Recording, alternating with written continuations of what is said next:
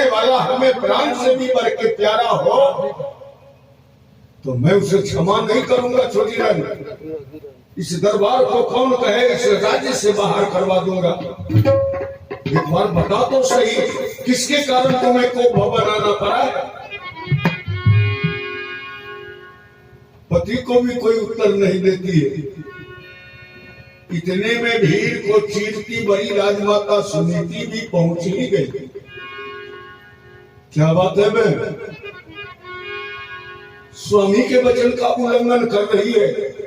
कितना बड़ा दोष लगेगा समझ रही है तुम।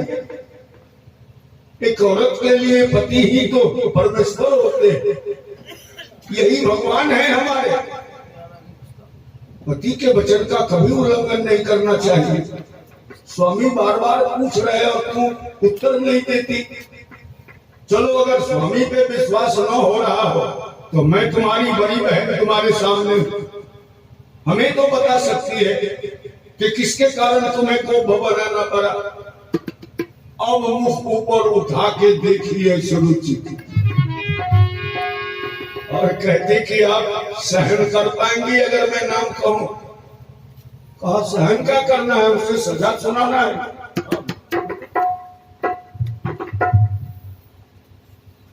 कहा मेरे जीवन के सारे रोग का जड़ एक आप हैं राजमाता। आपके कारण हमें को भवन में आना पड़ा है। कहा मेरे कारण? मैंने कोई अपराध किया क्या बहन? कहा तो आपने सुख ही क्या पहुंचाया है। मैं एक राजा से विवाह किया था। बड़ा हौसला था हृदय में कि राजमहल जा रही हूं महारानी बनने। यहां तो अपने प्रजाओं पर जादू कर रखा है। सब आपके नाम के माला जपते हैं, राजमाता राजमाता राजमाता। अब तो जीवन भर नौकरानी बन के ही न जीवन व्यतीत करना होगा हमें। आपने हमसे कहा था कि मैं स्वामी को वचन दे रखी हूं कि मेरी छोटी बहन जिस तरह प्रसन्न रहेगी मैं वही किया करूंगा। तो मेरे प्रसन्नता के लिए क्या आप इस महल को त्याग सकती हैं? अगर महल त्याग के आप अन्यत्र जीवन बसर करें तो मुझे महारानी बनने का हौसला पूर्ण हो जाएगा। क्या ऐसा करेंगी आप? सुनीति मुस्कुराने लगी। कहा इतनी सी बात के लिए इतना बड़ा कोहराम खड़ा कर दिया तुम। स्वामी सामने है, जरा पूछ ले।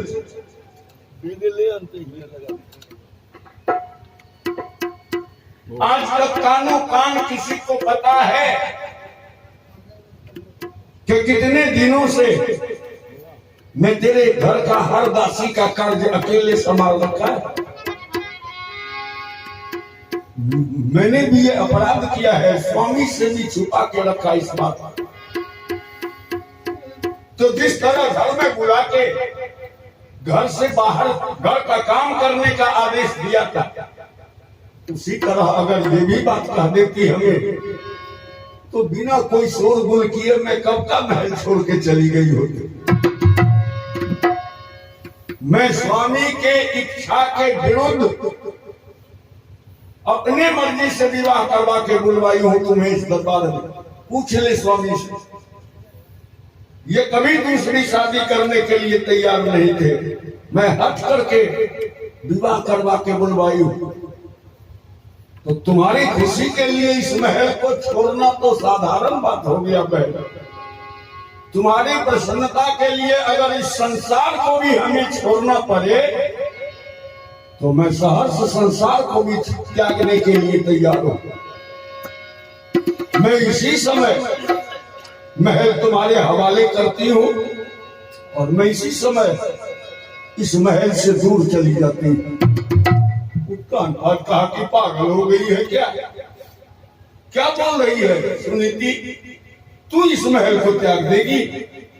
कहा स्वामी, मैं अपने वचन का पालन अवश्य करूंगी।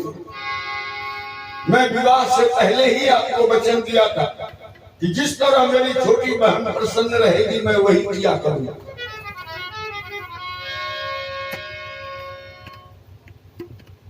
अंदर महल में जाके अपने बदन से सारा राशि पोशाक उतार दिया, साधारण वस्त्र धारण करके जब महल से निकल रही थी, एक एक के आंखों से अश्रु का वर्षा हो रहा है। मंत्री, खजांची, दरबारी, कर्मचारी, दास दासी सब रो रहे हैं। राजमाता सुनीति आगे बढ़ के अपने पति का चरण स्पर्श किया और महल से निकल के चल दी। अनजान रास्ते पर न जाने कहां मंजिल होगा, कदम बढ़ा दिया। कुछ दूर ही तो महल से निकली कि आबादी से बाहर सामने से कोल भील, गौतम व्याध नाम के कोल भील थे जो बड़े अनन्य मित्र थे राजा उत्तानपाद के। इनकी मित्रता का कहानी आगे बताता हूं मैं। इन्हें पता लग गया कि छोटी रानी के मोह में पड़ के बड़ी राजमाता को महल से बाहर कर दिया है राजा ने। लकड़ी काट के जीवन व्यतीत करने वाले जंगली कोलवीर थे, लकड़ी काटना छोड़ दिया और कुल्हाड़ी लिए राज दरबार की ओर चल दिए कि अभी चल के राजा से मैं फैसला कर लेता हूं।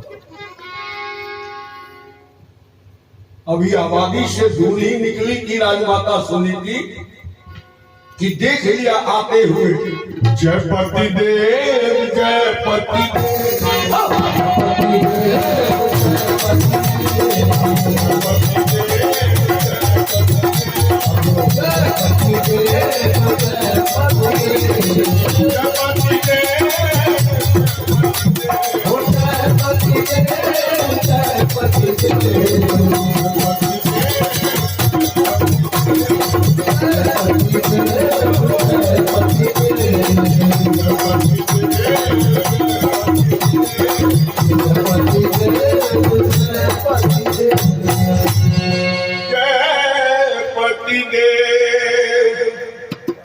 पति परमेश्वर का नाम जपते माला घुमाते राजमाता चली जा रही है।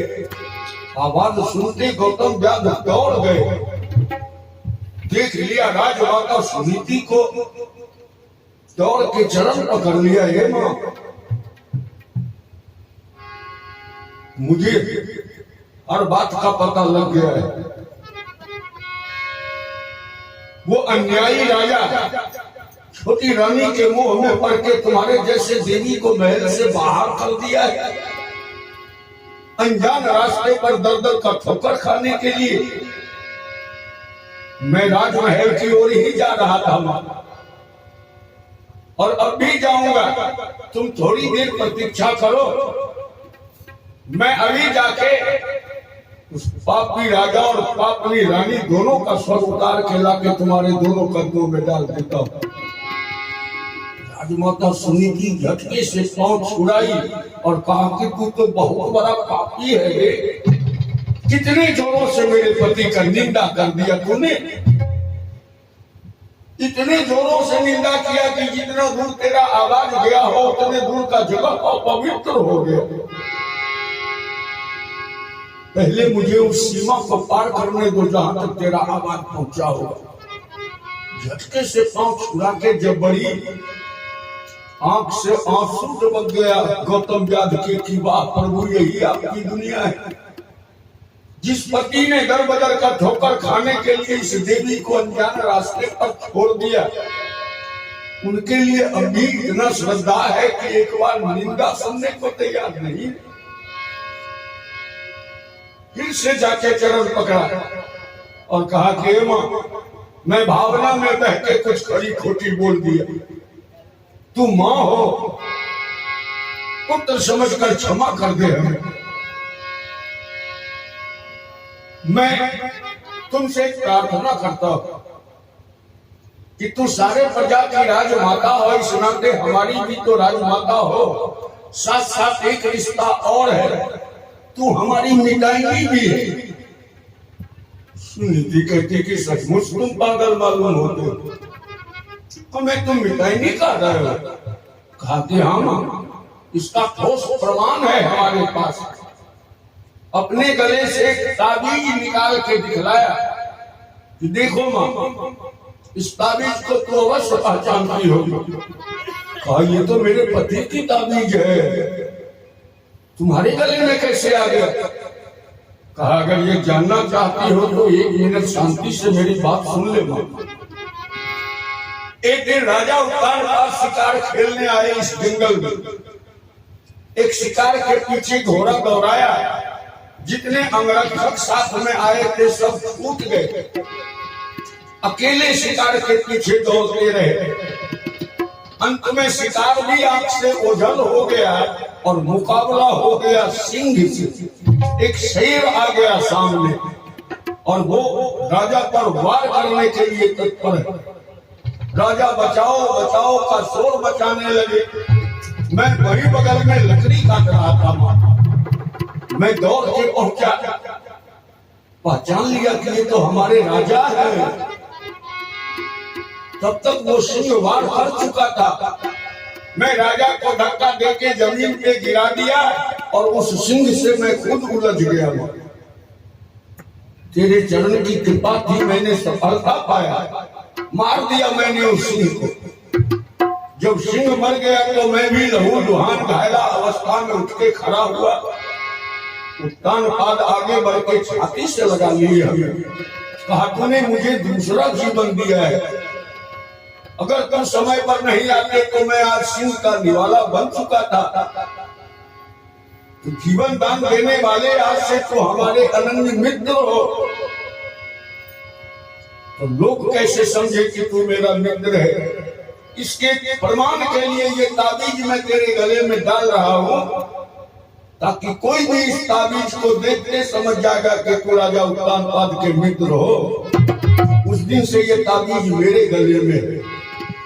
अब कहो मां, इस नाते मिताइनी भी तो हो ना। तो मैं तुमसे प्रार्थना करता हूं, ये बहुत बड़ी दुनिया है, कहां दर बदर ठोकर खाएगी मां? इस राज दरबार को कौन कहे? आबादी से बहुत दूर घनघोर जंगल में एक कोल भीड़ की बस्ती है। उसी बस्ती में एक कुटिया बना के मैं भी अकेला जीवन बसर कर रहा हूं। तू मेरी मां बन के मेरे साथ उसी कुटिया में रह ले मां। मैं किसी को परिचय नहीं जानने दूंगा, बस तू मेरी मिताइनी है यही परिचय होगा। और जितने कोल मिल है वो सब तुम्हें देवी की तरफ पूजेंगे मां।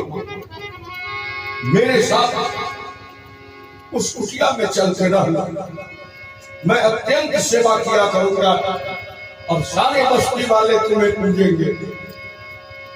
सुनती सोची कि जिसने मेरे सुहाग का रक्षा किया है तो ये मेरे मर्यादा को भी संभाल के अवश्य रख सकता है। दे दिया स्वीकृति और चल दिया गौतम व्याध के साथ। बस्ती में पहुंचते लोग दौड़ने लगे। साधु का जीवन जीते थे गौतम व्याध, सभी बाबा कहा करते थे। ए गौतम बाबा, ये कौन है?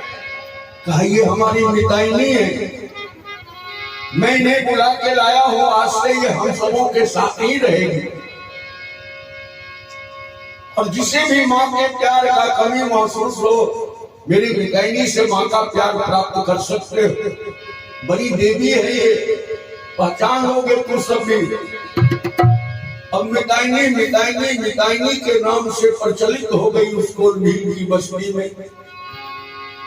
तो जब तक कोल भील सब रहे बस्ती में, सब में घुल मिल के रहती है।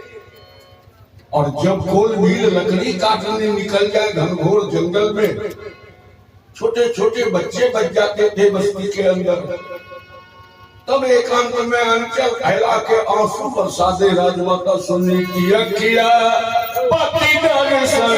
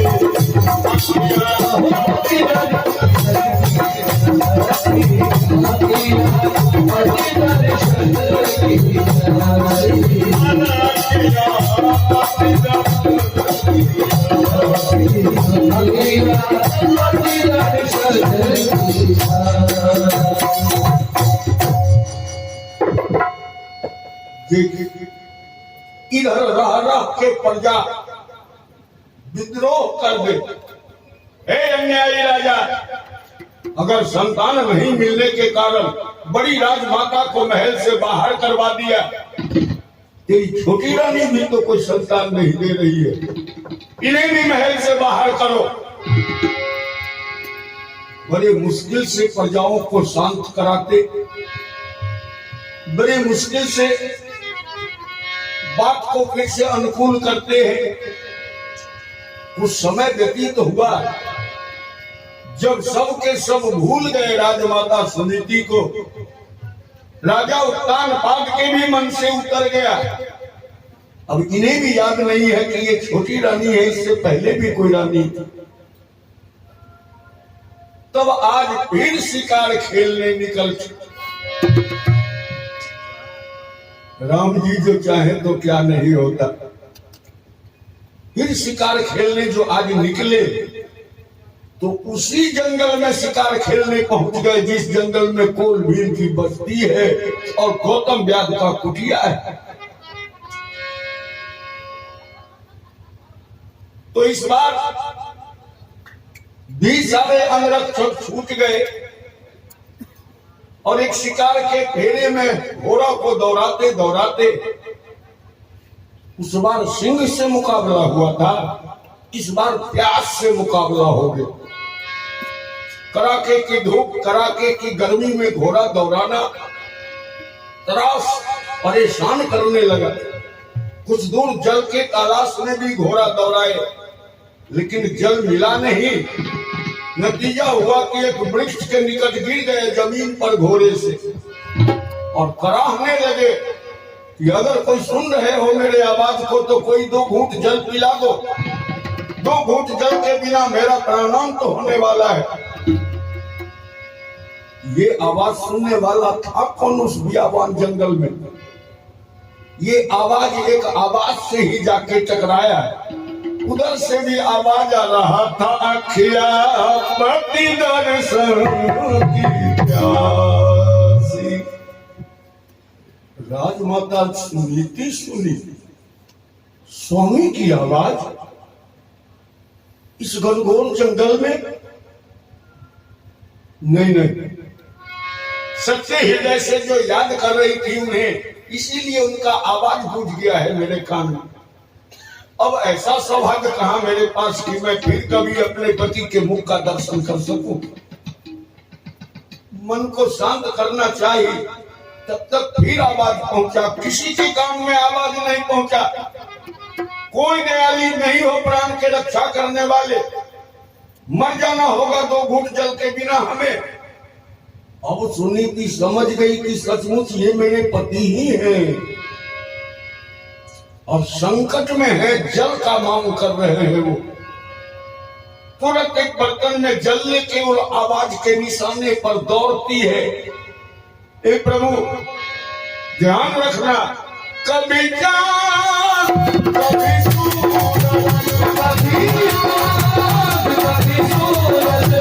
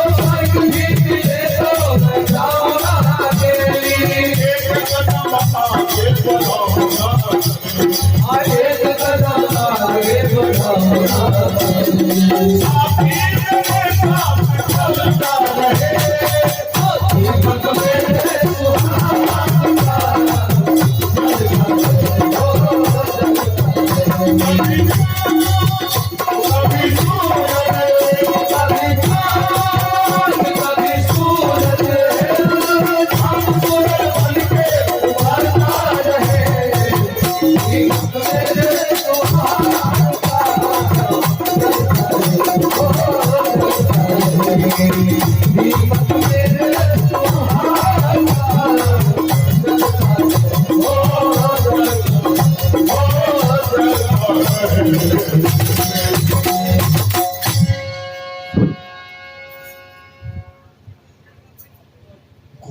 ने आहट पा लिया राजमाता का।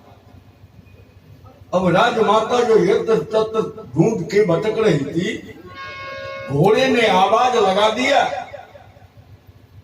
आवाज के निशाने पर पहुंची, देख लिया अपने पति, तुरंत आसन लगा के बैठ जाती है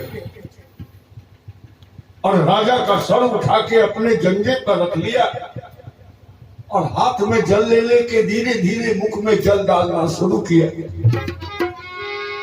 मूर्छिता अवस्था में थे न, जब कुछ जल उतरा हृदय के अंदर तो धीरे धीरे होश आने लगा।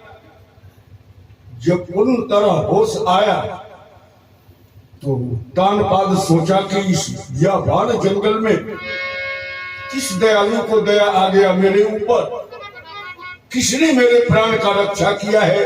एक बार उस दयालु के मुख का दर्शन कर लेना अति आवश्यक है मेरे लिए।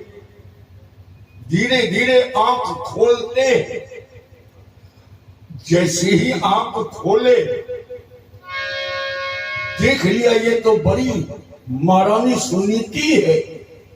एक बार उछल के बैठ जाते ना, ये सुनीति तूने मेरे प्राण का रक्षा किया है,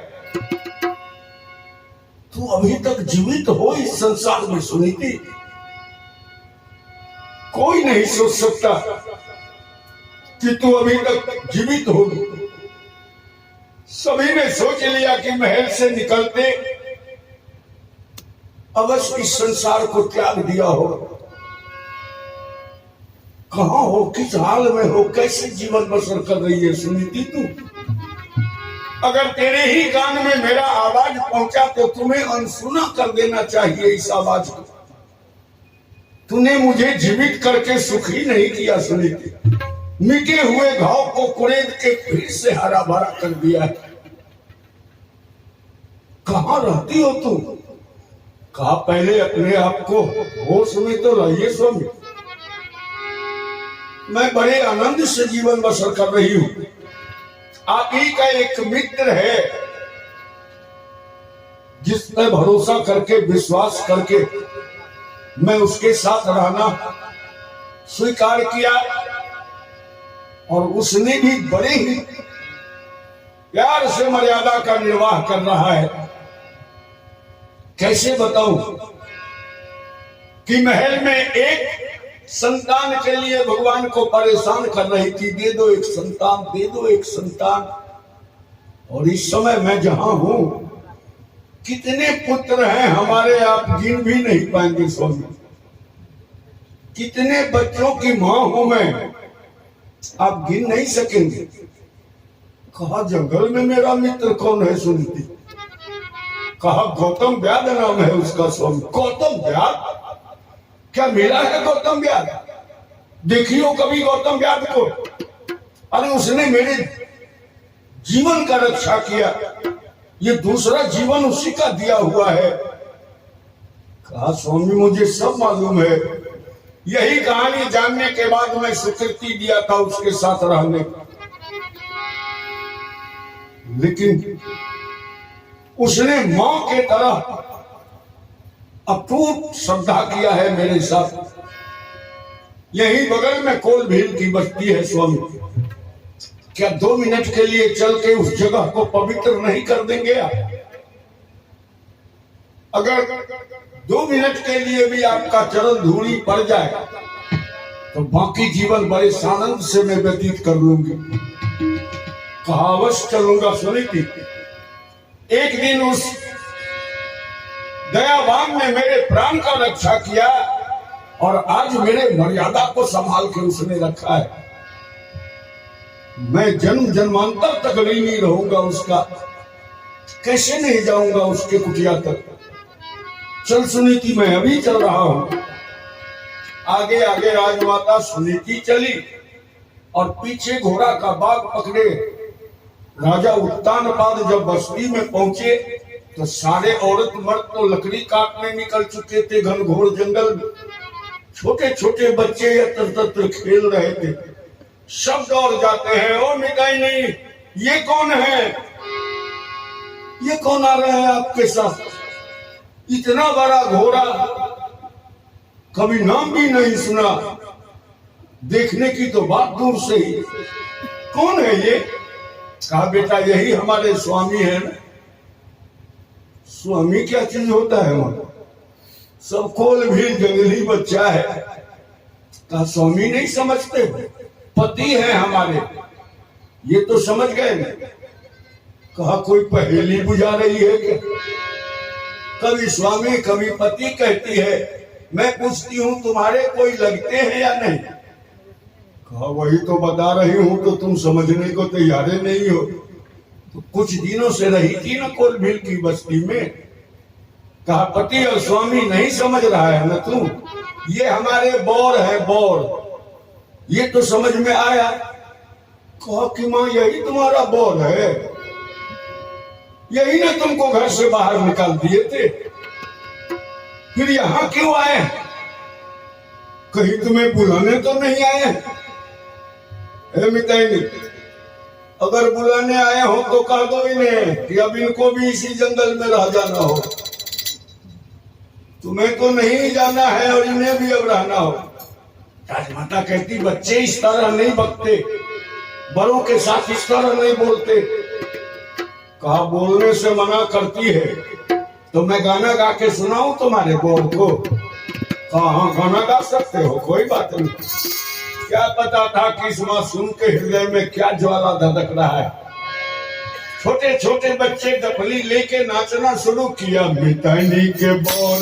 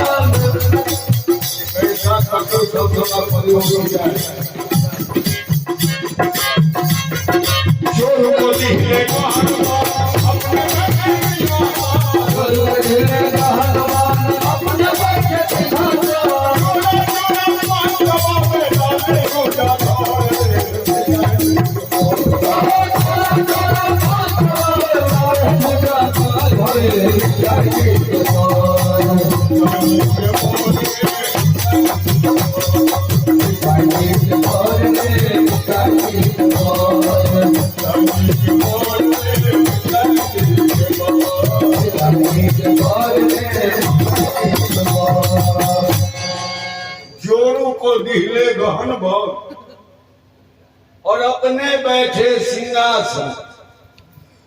उत्तानपाद का तो नारिये कट रहा है, बच्चों का ये हाल है तो बड़ों के आने के बाद तो न जाने क्या हाल होगा मेरा। कहते कि ये सुनी थी, अब तो आ गया तेरे कुटिया तक, अब तो मैं जा सकता हूं, अब जाने की अनुमति दो, राजमहल पहुंचना अति आवश्यक है। इतने में कोई बच्चा जाके कह दिया